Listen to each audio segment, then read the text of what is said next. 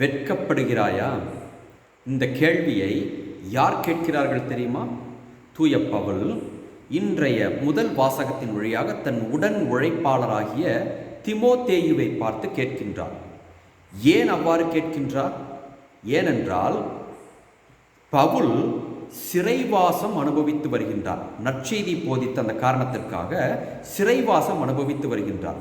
அந்த சிறையில் இருக்கும் காரணத்தால் நான் சிறையில் இருக்கிறேன் என்று நீ வெட்கப்படுகின்றாயா என்று திமோத்தேயுவை பார்த்து கேட்கின்றார்.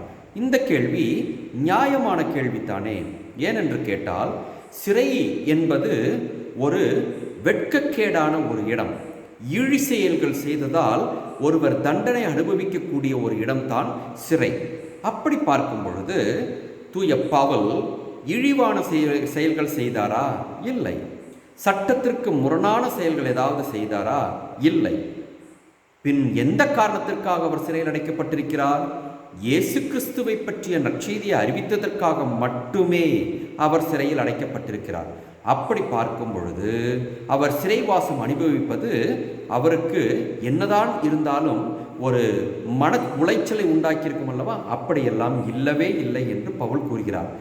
ஏன் அவருக்கு சிறு மன உளைச்சல் கூட இல்லை என்று சொல்கிறார் தெரியுமா?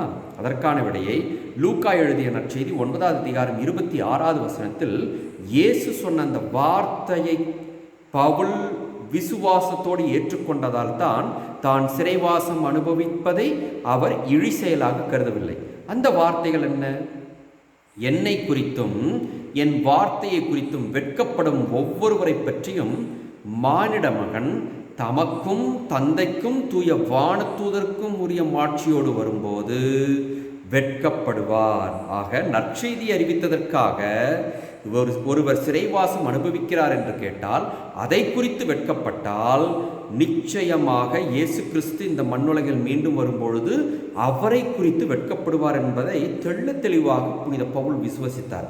ஆகவே கிறிஸ்துவை பற்றிய காரியம் எதை செய்தாலும் சரி அதை பற்றி பெருமைப்படுகின்றார். அதற்காக அவர் இழிவாக்கப்பட்டாலும் சரி அதை குறித்து பெருமைதான் படுகிறாரே ஒழிய கிறிஸ்துவை சார்ந்த செயல்களுக்காக அவர் வெட்கப்பட்டதே இல்லை.